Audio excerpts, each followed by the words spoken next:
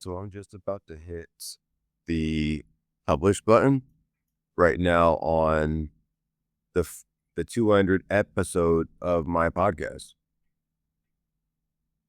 And it's just hitting me now that like, oh crap, I just recorded 200 episodes of a podcast and learned how to do it along the way. I started with a really not good mic, some cheap little thing. And I think I was maybe even not starting with that, but I was just talking into my phone. Very tired, might I add. Like when I go back and listen to episode 1, which was a 1-inch difference, the episode I recorded 2017, I think, and talking about how a 1-inch break in my spinal cord, a 1-inch difference that made physically changed my entire life. That 1 inch between the C4 and C5 vertebrae in my neck, in my spine, changed my entire life. That trajectory of my entire life, that it would look different from then on. Regardless of how long I use the wheelchair, which I always see myself as not a wheelchair user or not bound by the wheelchair, at least. Like, obviously I know that I use it, right? But I don't feel bound by it.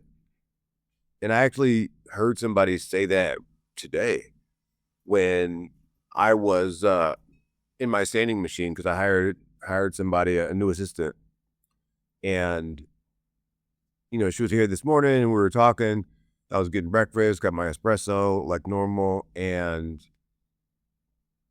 I looked across the room at my standing machine in the living room and said, "Hey, would you be willing to help me into that?"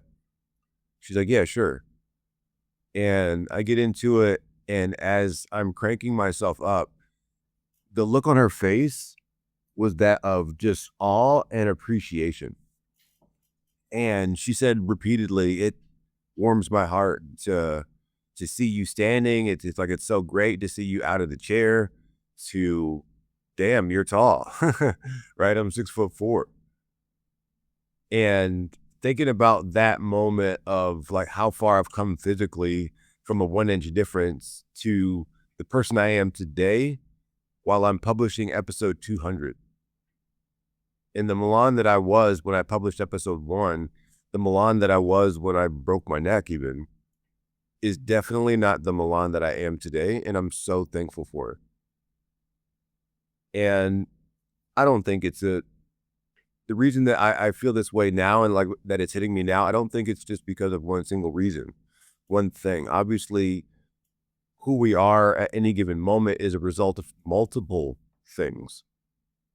And I've been paying attention for so long now, it's not even second nature. It's just the right way to do it for me, is just paying attention.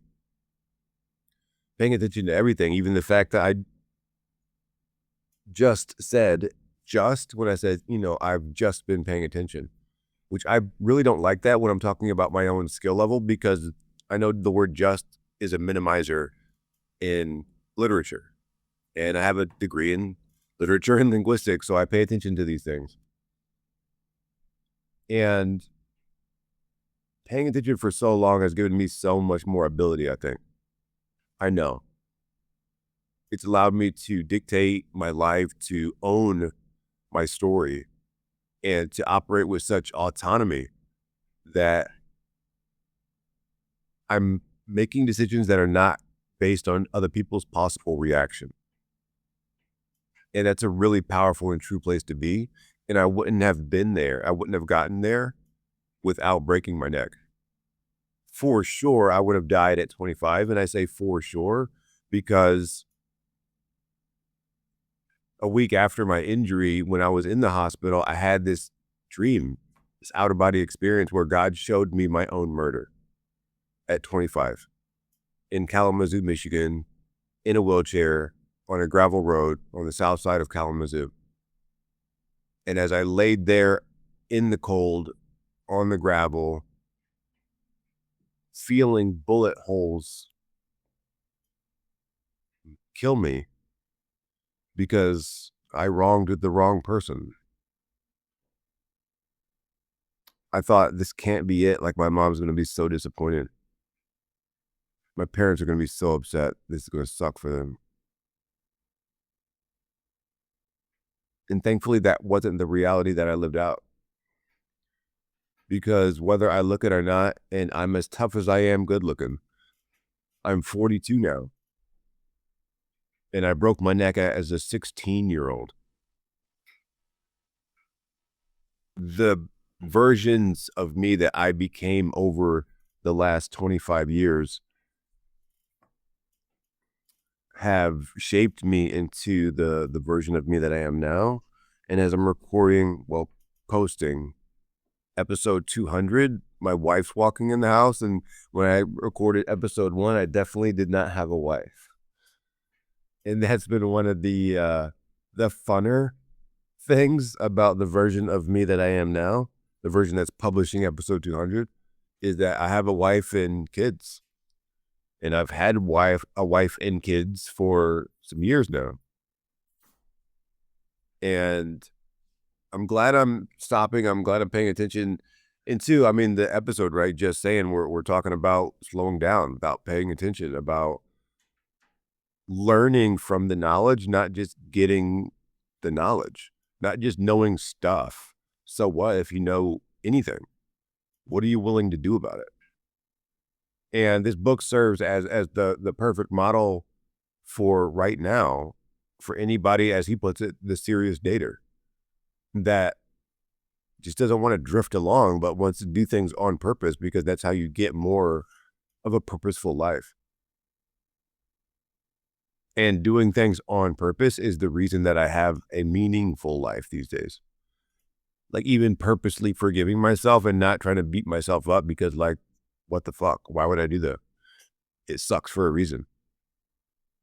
And moving forward with appreciation, it's a really cool life that I've created up to this point. And it's easy for guys like me to look at it like, yeah, but, yeah, but, and I'm just not going to do that. I'm not going to play the should game, because, like one of my mentors said, you'll end up shoulding all over yourself. And nobody wants that either.